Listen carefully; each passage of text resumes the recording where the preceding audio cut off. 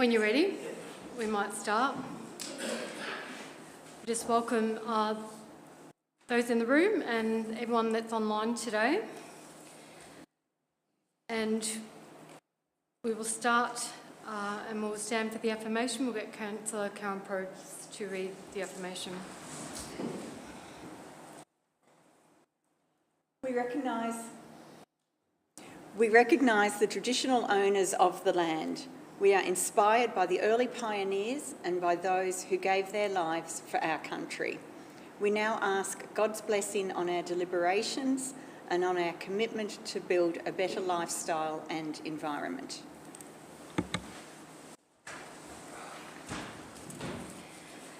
This meeting is being recorded and live streamed to Council's YouTube channel. The recording will also be made available on Council's website. Whilst all care has been taken to ensure that your privacy is maintained, please be aware that your presence may be recorded. So, number one, any apologies and leave of absence? No. Number two, so confirmation of the minutes. So there are two meetings. There's a meeting on Monday the 7th of July and Monday the 21st of July. So they both need to be confirmed. I confirm that the minutes as listed copies which have been circulated are confirmed and that they are true and correct. Yeah, I'll second that. Okay, all in favour? Okay, that's carried. Any matters arising from the minutes? There's no presentations or awards. There's no presentations of petitions and joint letters. So item 6, are there any disclosures of a conflict of interest? No disclosures of conflict of interest. And item 7, informal meetings of councillors. We just have a resolution there. If someone would like to move that as a motion. Thank you, Mayor. I move that the informal meetings be accepted. Thank you, Councillor Greenberger. Someone to second it? I'll second that. Thank you, Councillor Probst. All in favour? That's carried. Item 8, are there any items to be brought forward? No. Item 9, consideration of reports of officers. So 9.1.1, registration, restricted breed and declared dogs policy. I move that we recommend the Council adopts the revised registration of registered breed and declared dangerous dogs policy.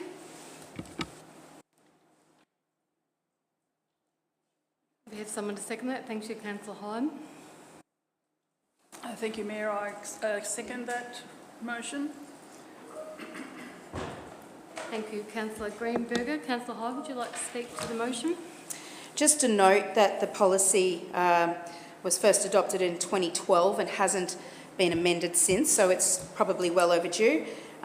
Main thing just to note that this new amendment doesn't affect any current dogs registered as dangerous dogs or restricted breed dogs in the Shire, and any person's permit to register and declare a dangerous dog or restricted breed must ensure that they comply with the conditions under the Act. So a few amendments in there, policy that has not been updated for quite some time and doesn't affect any current.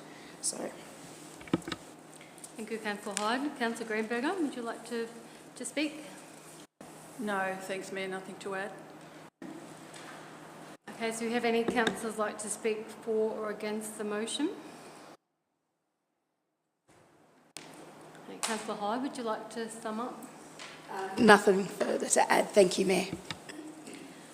Okay, so I'll put the motion to the vote. Those against the motion? Those for the motion? Okay, so that's carried.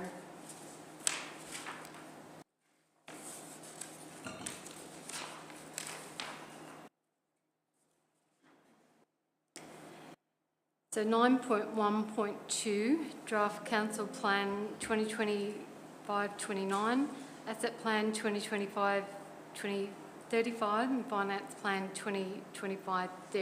So we have a recommendation there. Yes, thank you, Mayor. I would like to move that the Council endorses the following draft documents for community feedback. A, Council Plan 2025-29, including the Municipal Public Health and Wellbeing Plan. B, Financial Plan 2025-35. And C, Asset Plan 2025-35.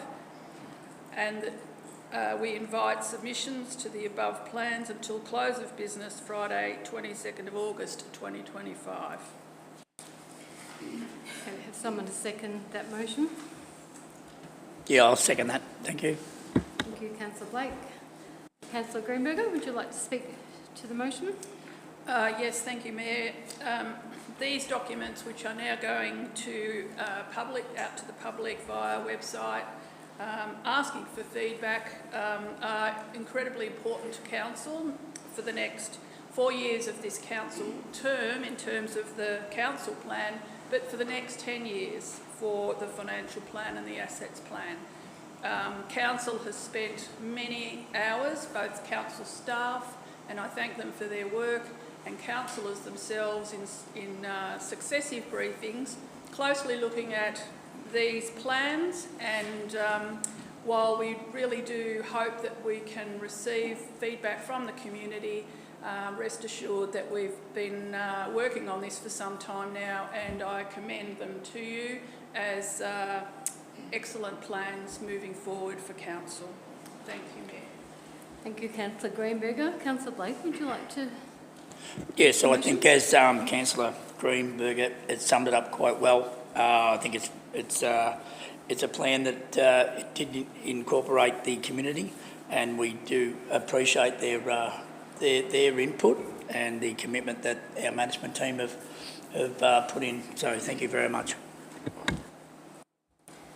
Okay, any councillor like to speak for or against the motion?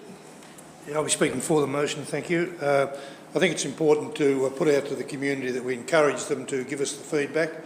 Don't wait until the decision is made by council and then come back to us and say they don't agree. Here's an opportunity for everybody in our community to tell us what they think they want. We'll consider it and then make a decision, but don't leave it till it's too late. Any other councillor like to speak to the motion? I would just like to just add my thanks to the staff. I know a lot of work has gone into getting these plans. The council plan, the financial plan, the asset plan, they're both very detailed documents. I know a lot of work has gone into the detail, and thank them for putting their little, I suppose, time and effort into making sure that they are as special as they are, because I'm really proud of the plans that we have got out there. I think they're some of the best plans we've had. They're fantastic. So, Councillor Greenberger, would you like to sum up? Thank you, Mayor. I just thought I would add too that while these plans are our strategic documents moving forward, that we actually do review them annually, and I guess that circumstances change, of course, over the period of 10 years. So while they set our strategic direction, there is always the option to reassess depending on changes of circumstances. With the council plan, which is 4 years, what really we need to work on now is those actions and making sure that we start to really put into practice many of the areas that the community have told us that they want to see council working on in the next 4 years. So feedback, very welcome, and then we'll work from there. Thank you, Mayor. Okay, so I'll put it to the vote. Show of hands, those in favour. Okay, that's carried.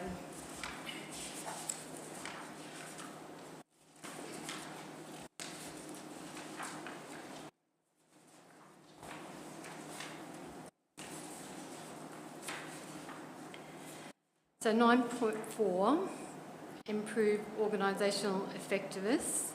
So 9.4.1, Audit and Risk Committee Chair honorariums. I'd like to move that Council appoints Mr Tony Roberts as the Audit and Risk Committee Chairperson for the 25-26 financial year. 2, that Council reappoints Mr Tony Roberts as an independent member of the Audit and Risk Committee member until 30 June 2027.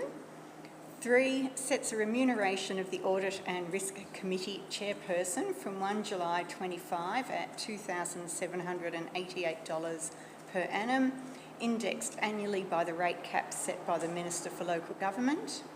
4, sets a remuneration for the external independent Audit and Risk Committee members, excluding the chairperson, from 1 July 2025 at $280 per meeting attended, again indexed annually by the rate cap set by the Minister for Local Government. And 5, write a letter of attitude to Mr Peter Knights for his time as the Audit and Risk Committee Chair. Thank you, Councillor Probst. Do we have somebody to second that? I'm happy to second that, Mayor. Thank you, Councillor Hyde. So, Councillor Probst, would you like to speak to the motion? Peter Knights has been the chair for a number of years now, so he would like to have a little rest. Tony Roberts, as the other independent member, has agreed to take on the position as chairperson, for which we thank him very much, because it is hard to get people to sit on committees and do jobs, so thank you, Tony. The remuneration is going up by the rate cap, so that's 3% per annum. We have room for 3 independent members on the committee, and we only have 2 at the moment, so again, anyone who might be interested in contributing to their community. It's not just finances, it's about other risk matters as well, so you don't need an accounting degree. You don't even need to like figures. But again, thank you to Peter for his past service, and thank you to Tony for agreeing to take it on. Councillor Hyde. Councillor Probst summed it all up nicely. Thank you. Any councillor wish to speak for or against the motion? Councillor Probst, would you like to sum up? Okay, so I'll put that to the vote then. Show of hands, those in favour. That's carried.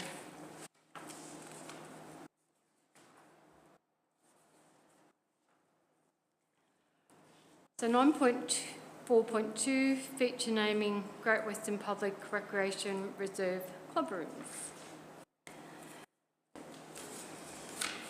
I would like to move that Council formally names the new club rooms located at the Great Western Recreational Reserve, 42 to 58 Brunel Street, Great Western, as Thompson Community Centre. Thank you, Councillor Hyde. Someone to second that motion? Yes, thank you, Mayor. I'd like to second the motion. Thank you, Councillor Greenberger. Councillor Hyde, would you like to speak to the motion? So the new club rooms at Great Western were officially open by our MP Jacinta Emma, how do you say that?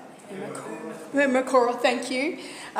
With, of course, our Mayor, Heslop, on the 11th of February 2025. And Council came and developed the proposal for the building, naming of the building, and we put it out to public interest. At the meeting held on the 2nd of June in 2025, Council resolved to commence the formal naming process and invited that feedback on the suggested name of the Thompson Community Centre, in recognition to the contribution that Frederick or Eric Thompson and wife Mary provided to the Great Western community, which is not only themselves but every Thompson moving forward up until this day, with Ben Thompson and all the family members have continued to contribute to the community and Great Western themselves. And I think this is a great honour. I'm very proud to hear of this name, knowing the family, probably not as well as many others in Great Western, but I do know of them, and they are beautiful people who have continuously been there and a part of the community since nearly day one of Great Western. So I think that this is a perfect fitting, the Thompson Community Centre. The Councillor Greenberger, would you like to speak? Yes, thank you, Mayor. I just thought I might add that there was a submission from a member of the public in Great Western, and I thought you may be interested to hear the comment that was received. I quote, "I totally support the naming of the Thompson Reserve. I grew up in Great Western and was very appreciative of the help that the Thompson family gave to us. I have now been a resident of Great Western for over 20 years, so feel qualified to submit this application in support of the Thompsons. Thank you." I thought that was a very wonderful endorsement of the selection of Thompson as the name for the reserve. Thank you, Mayor. So would any other councillor like to speak for or against the motion? Thank you. I'll be speaking for the motion. Just like to point out that this was a pretty difficult process because we had some outstanding other members of that community were put forward as well.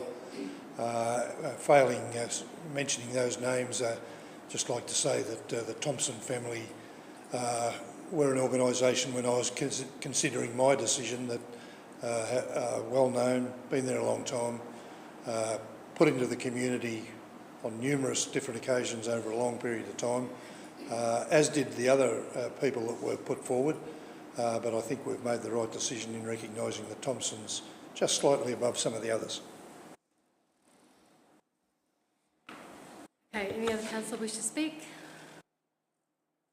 Councillor Hyde, do you wish to sum up? Nothing further to add. I think it's been covered nicely. Thank you. Okay, so I'll put that to the vote. All those in favour? That's carried.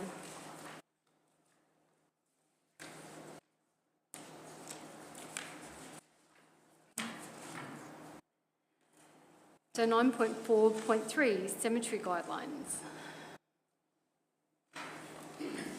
Yes, thank you, Mayor. I'd like to move that Council endorses the Northern Grampians Shire Council Cemeteries interment guidelines and memorialisation guidelines. Thank you. Councillor Greenberger? I'll second that motion. Thank you, Councillor Probes. Councillor Greenberger, did you wish to speak to the motion? Thank you, Mayor. Council was appointed responsible for the management and maintenance of the Pleasant Creek Stall Cemetery in 1999 and the St Arnaud Cemetery in 1984.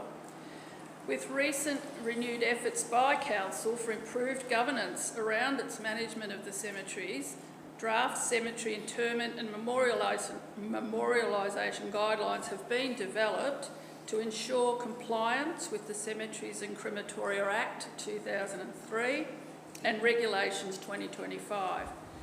The guidelines will ensure a consistent approach to Council's cemetery operations across the two towns. They will clarify responsibilities within cemetery operations, set standard booking, authorisation and fee payment procedures, provide financial sustainability, ensure appropriate standard documentation is being used, set standard interment place dimensions, depths and capacity, set standards on cemetery memorial type and dimensions, comply with Cemeteries and Crematoria Regulations 2025 model rules. So I endorse the opportunity to clarify these guidelines so that the communities and all those involved in managing interments in the communities know what everybody's roles and responsibilities are. Thank you, Mayor. Thank you. Councillor Probes. The guidelines basically cover who does what, where and how. And Jenny mentioned that it brings in standardised forms. Those forms are set by the Victorian Government, and we've been using them already with the funeral directors, so the process is in place, and this is just formalising it a bit.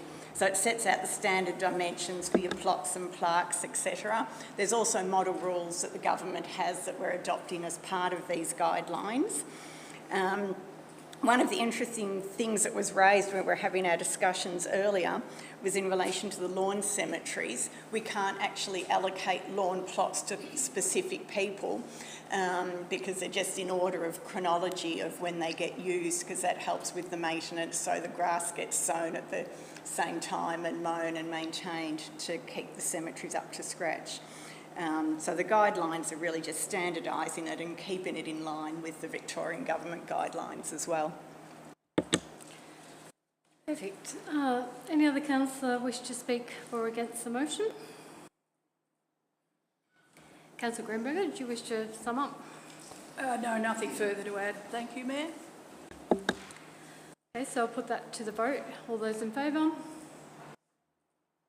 Okay, that's carried.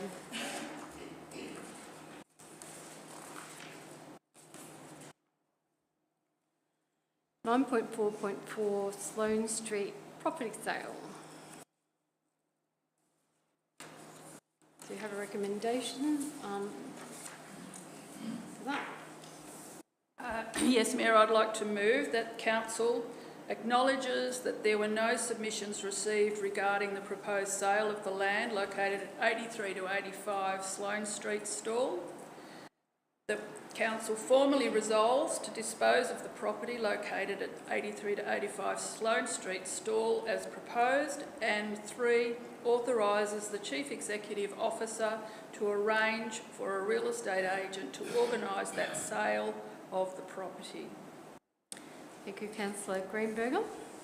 If somebody to second that motion. I'll second that motion. Thank you, Councillor Probes. Councillor Greenberger.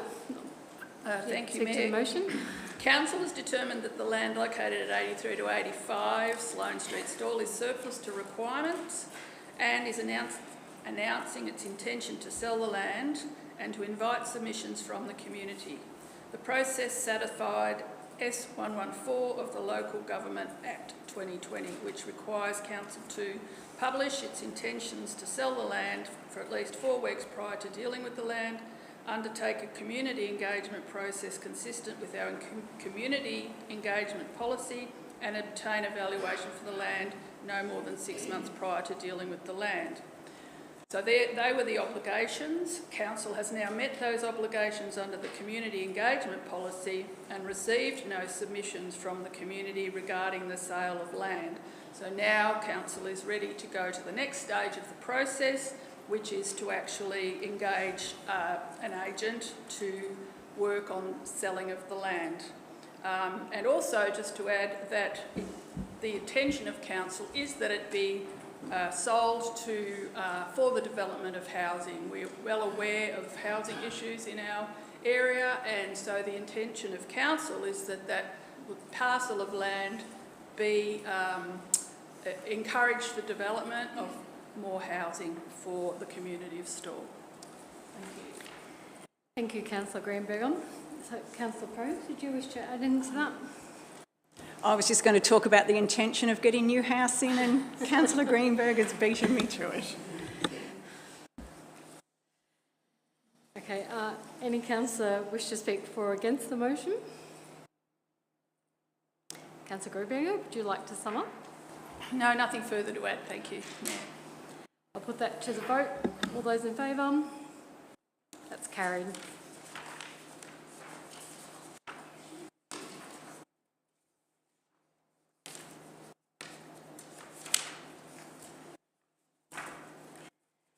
Right, so we have no notices of motions.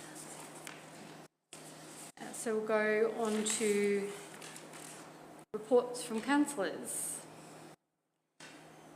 So we have a couple of reports there from committees, the Audit and Risk Committee and the Walkers Lake Advisory Committee, and I might get Murray, do you want to start reports from councillors?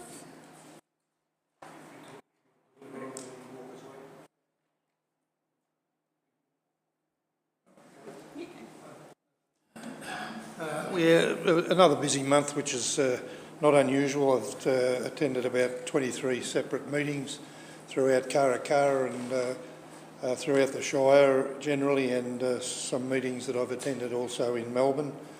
But of course, and we're saying this month by month now, we are totally consumed with alternative energy. It's taking up a lot of our time and a lot of our staff time, and let's hope somewhere along the way that comes to a conclusion where we can direct our energies more towards our communities generally, other than just trying to keep the farming community happy that are affected by the alternative energy. But busy times, Karakara situation with Upper Teddington, the street, the overhead power lines, which is big in Karakara. It's keeping us darn busy.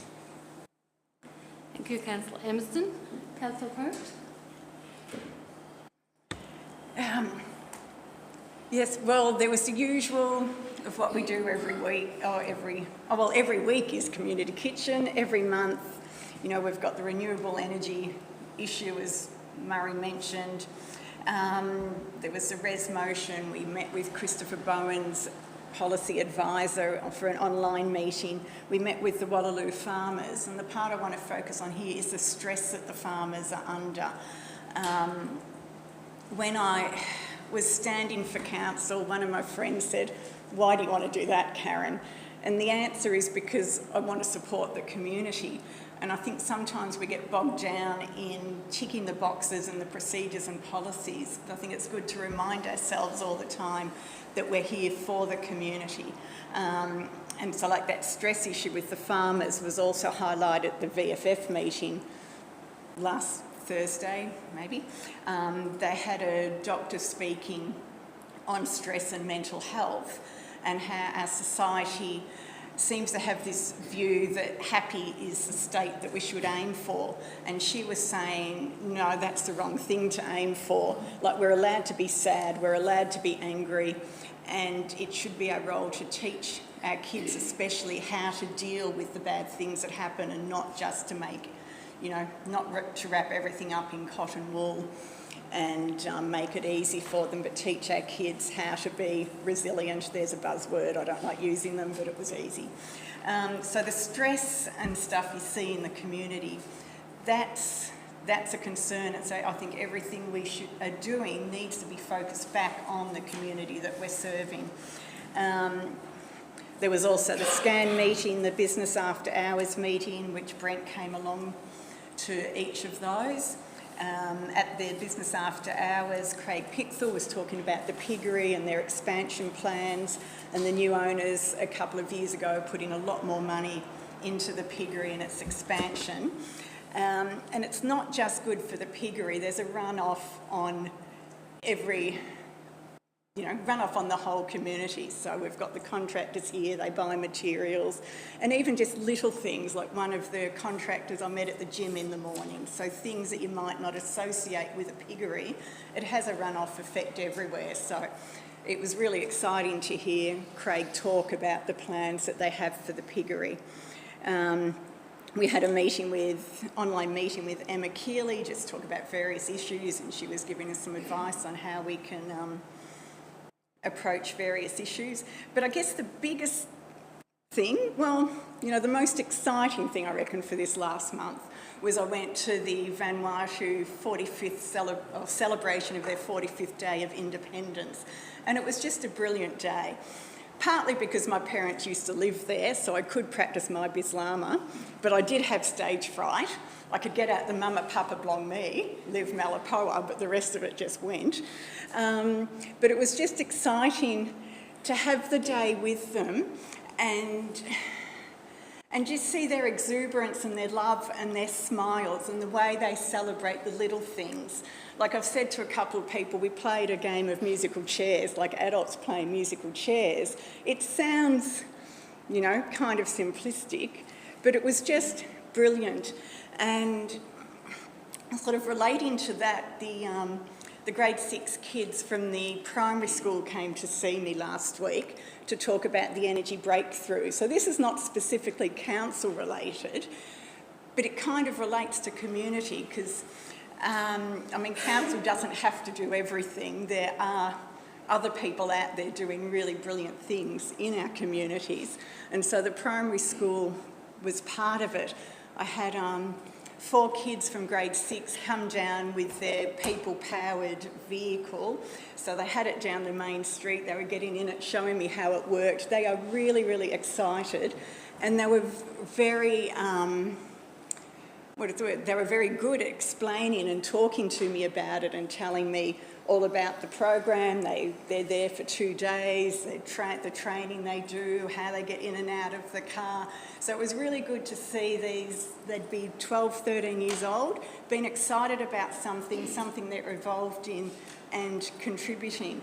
So, so just those 2 things, the Neve Van Water and the primary school kids, it's a reminder to us that we're actually here for the people in the community and not just to have policies and procedures. You know, in meetings can get a bit boring talking about that sort of stuff, but to see how it plays out in the community, and we do have really good things happening here. They don't necessarily have to be on a grand scale, but just those small things that you see people do every day. And those 2 things, the Neve Van Water and the primary school kids, really just made my month. So thank you. Councillor Hyde. As already mentioned, it has been a busy month, and along with the majority of the councillors here, been attending some of those meetings already mentioned along the lines of renewable and transmission lines, but also other committee meetings such as DECA, for example. Though it has been also a busy month out at my patch, I guess, in the Grampians ward with the community and the Glow Festival. So that has been supported by the Northern Grampians Shire and Regional Arts Australia as well. And if you haven't already seen Halls Gap at night, you'll have to do it by the end of August because it's all lit up. It's glowing. We've got lights everywhere. We've even got the word glow spelt out along the fence at the pool. With the collaboration of just the community members and local businesses, they have managed over the 8 weeks to put on over 170 individual events.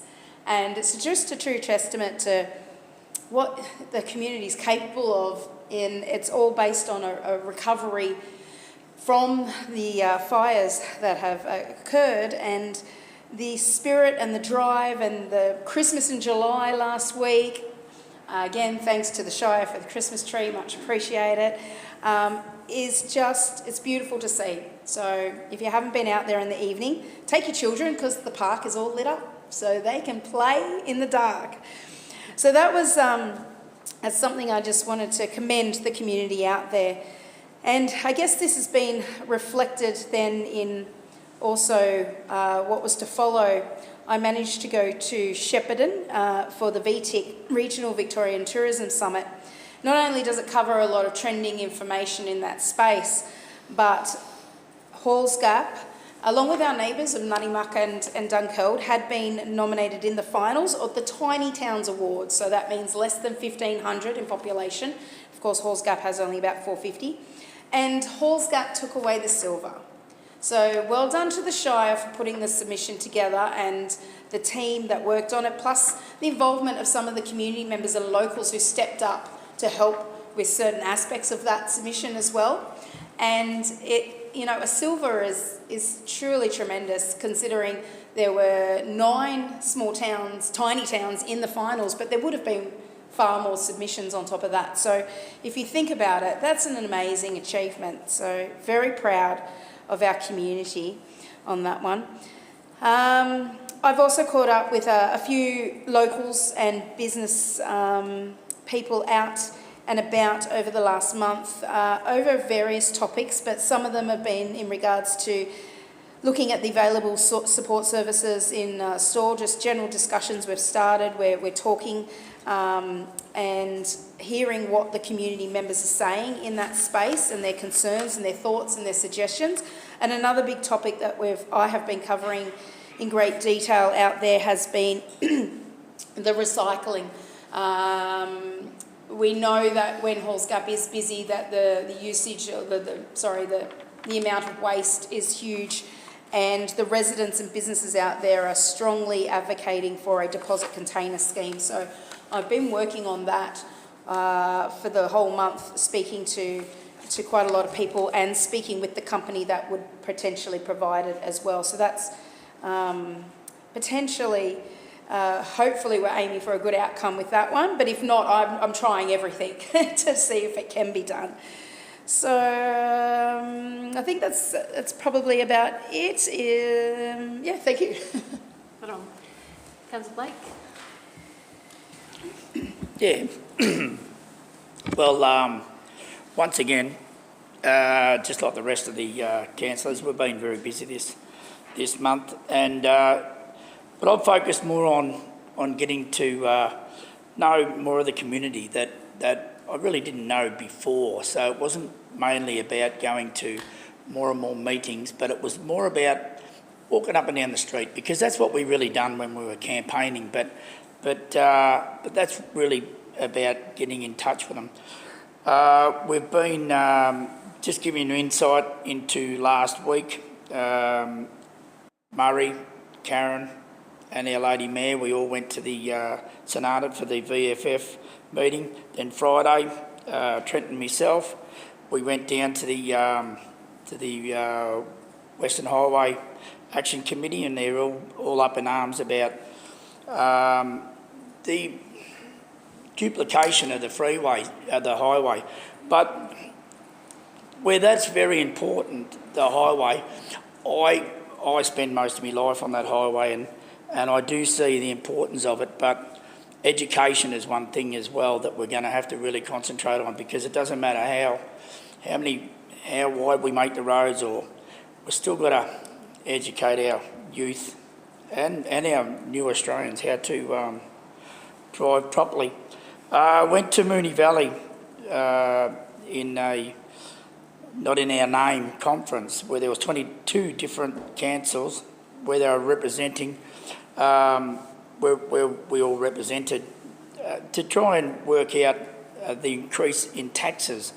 But a lot of people don't understand the increase in tax and how it'll affect them until after it actually comes into place. I went to the Gilbert and Sullivan Opera the other day. I've never really been to the opera before. I ran into Councillor Greenberg, and I still, even after going to the opera, still don't understand it. But it was really good to see the seniors. Seniors all come out of their hiding spots on a cold Saturday night, and they seemed to be enjoying it. They had a lovely time. It was fantastic. But one thing I did do this week is I went to a funeral, and for Rocket Ralph, who is a very well-respected bloke of our community, and he's very loved, and he'll be very missed. And sitting listening to Trish and the boys talking very passionate about their dad and husband, I think, yeah, it showed true community spirit and the love for the community and the people that are in it. So, yeah, thank you. That's about it. Councillor Greenberger? Yep. Well, I must have done something wrong this month, because I've actually had a fairly quiet month. And like the others have said, that I have been involved in a considerable amount of work on the Victorian Transition Plan, research and meetings. So I won't add any more to that. I did attend with Councillor Hyde and the Mayor the Visit Victoria Regional Industry Engagement Forum out at Halls Gap, and there were a number of discussions on promoting our region to tourists, intrastate, interstate and international, and that's their role, is to promote the area and bring people here. And of course everyone knows what an important industry that is for our local government area, and we're pursuing some further work in that space at the moment as a council. The other thing I want to mention to councillors was I also attended 2 excellent workshops that have been offered by our local government peak bodies. The first one was a Victorian Local Government Association working group on gambling, and they offered some excellent data and insights on the impact of gambling on community well-being. And that's material that I'll be bringing to the attention of my fellow councillors moving forward. The other one was an Australian Local Government Association webinar on climate change. That association have commissioned a research report on the role currently being played by local governments to address the impacts of climate change and how all local governments will be needing to adapt to the impacts over time.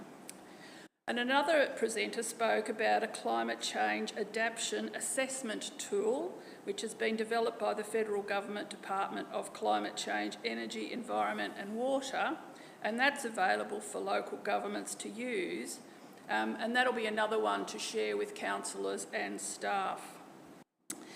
I also enjoyed complimentary tickets to the Mikado on Saturday night. I'm not sure whether opera enthusiast would call Gilbert and Sullivan opera, but it was certainly a little bit more classical than what one would be used to. It was a very enjoyable evening. I also beg to differ with Councillor Blake. It wasn't all elderly people. There were many young people there as well. And it was wonderful to see 150 plus people coming to an event in Stawell. We don't often see that many people supporting that kind of music event, so it was very, very good, and I know a number of people went along because I'd like to see much more of those things happening in Stawell. And finally, I just wanted to mention that I am following up on Councillor Dempsey's idea of coffee with a councillor. I've scheduled a meeting next Wednesday at 2 o'clock at the Greenleaf Cafe, and I would love everybody or anybody that was interested to talk about the community to come along and have a coffee with me, and all feedback is welcome. Thank you. Did I say ex-councillor?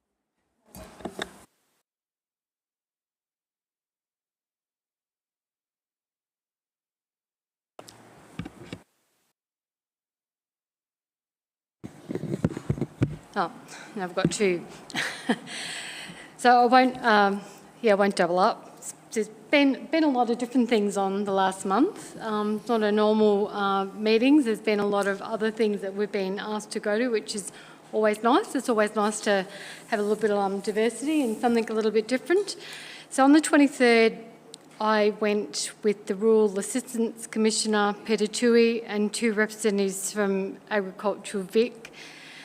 So we went and visited 3 farms in the Northern Grampians Shire, and we wanted the Rural Assistance Commissioner and the representatives just to hear on the ground and hands-on just what's happening with our farming sector, with the drought, just wanting them to hear just the frustrations and the need for more drought support for our Shire.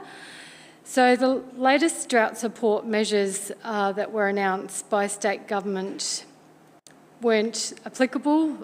Northern Grampians Shire can't apply for the latest drought support measures, which can be a little bit frustrating for farmers who might border the 3 shires that are able to get it. I think the state government needs to look at individual assessments and not just blanket total shires. There's lots of individual stories, and I know a lot of our farmers are doing it tough.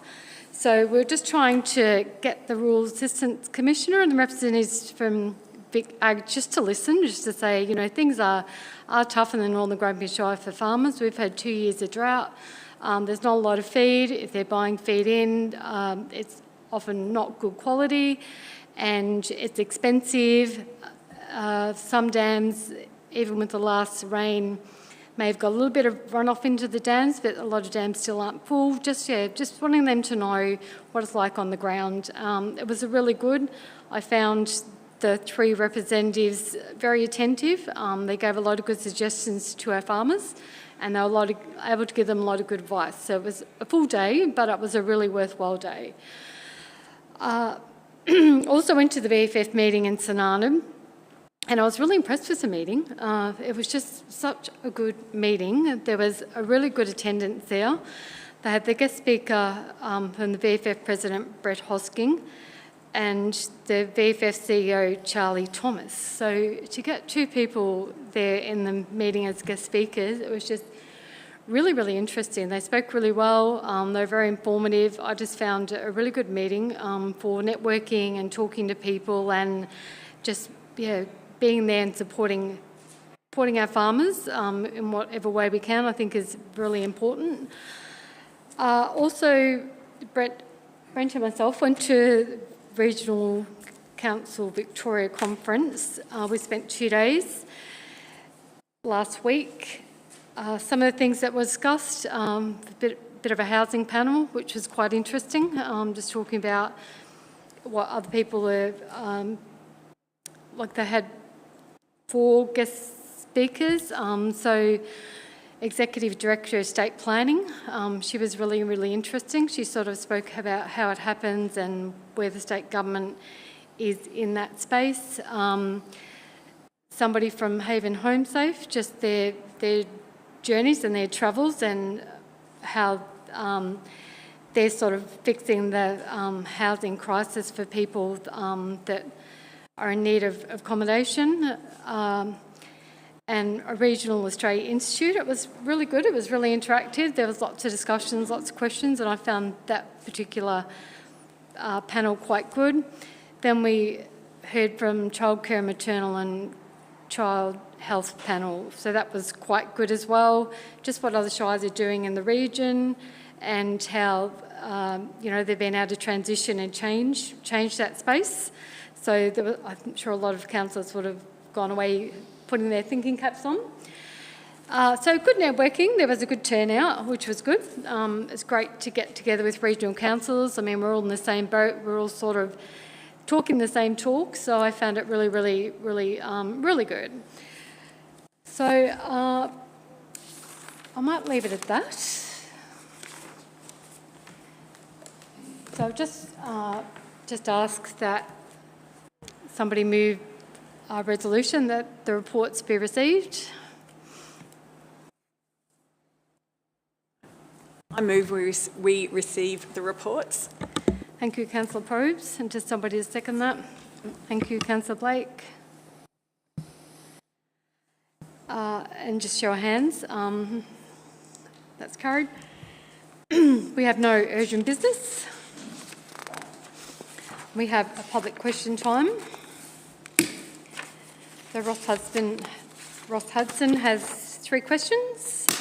So Ross, if you'd like to come up and read out your 3 questions, please. Good afternoon. Thanks, Madam Chair. Good afternoon, councillors, executive staff. Thank you for your reports as well. I'm sure I'm speaking on behalf of public members that might be viewing this or will view it later, that those councillors that provide quite detailed reports are providing a really good insight into the work they do, but also their orientation towards the community. So thank you for those. For a while I thought we might be under 15 minutes for our councillor reports, but we ended up going about 22. Okay, look, my 3 questions this meeting. First question is, what is the purpose of Northern Grampians Shire Council's governance rules that limit a member of the public to asking only 3 questions at a council meeting, with presentation of each question to be no longer than 2 minutes duration, as well as up to 50 seconds preliminary explanation beforehand? So Director Vaughan Williams will answer that question. Yeah, hi Ross. The primary purpose of the governance rules is to ensure the roles and responsibilities of all participants are clearly understood. All councils have some limitations, either the amount of time or the number of questions for public question time. And primarily it's because it's a council meeting, because it's the primary purpose of the council meeting. And there's often a requirement to restrict question time down, because otherwise they can go on for extended periods. Okay, thanks, Director Williams. My second question is why has the Northern Grampians Shire Council CEO decided to apply an unreasonable interpretation and application of those governance rules to restrict my ability to ask adequately worded questions to this council, to most effectively inquire about an issue when a question will not exceed 2 minutes to present? Okay, so Director Williams will answer that one as well. Yeah. So the CEO does not interpret the governance rules. They are as written, and we're tasked to administer those rules. The rules are determined by the council and they're acted on as prescribed. Thank you again. Question 3, just as a little bit of a preamble, I'm now moving to Council's use of social media or Facebook, particularly for communication to the community. That's where I come from. I note and acknowledge Councillor Greenberger and Councillor Hyde for their regular and very active use of Facebook. I thank you for that. And I understand that Councillor Probst and Mayor Hislop also have accounts at least. I only became a Facebook user very late in my life, about 18 months ago, and mainly for Marketplace, but it's subsequently enriched my life to know a hell of a lot more about what's going on than I did before. I particularly ask about Council's use in regard to daily, I'll start formally I suppose. Why does Northern Grampians Shire Council on a daily and weekly basis fail to use its Facebook page to distribute information to Northern Grampians Shire residents who follow the page or might see its posts that would be highly relevant and advantageous to the Northern Grampians Shire community when it is being constantly posted by adjoining shires of Buloke, Pyrenees and Yarriambiack on their Facebook pages for the obvious benefits to their community? Okay, so Director Williams will answer that one as well. Yeah, information is shared on Facebook and other social media platforms and is posted at intervals that correspond with current activities or important information that's felt relevant at the time. It's just on the basis of the information that's going out, basically. No, I'm not allowed to debate. I did overlook in my preamble of 50 seconds just mentioning that one of the things I noticed recently is that we've put a lot of job applications, tender application invitations. We've announced recently the granting of some community grants to 9, I think, recipients. But as far as I'm aware, we didn't use Facebook to announce that those applications were open from the 15th of July, which might have been on the web page. But I don't know how other people would have known, and I just use that to highlight the fact that sometimes the choices about how you use Facebook could be a bit more proactive to get information out to people, to allow them to have time to engage or to take advantage of some of the things that you think are important. I'll probably send to the councillors something further about that response and again what's been going on, because as we know I have been dealing with 4 of you in terms of keeping you posted with what I see in other shires. Thank you very much. Thank you, Ross. Okay, there's been no further business. We'll declare the meeting closed.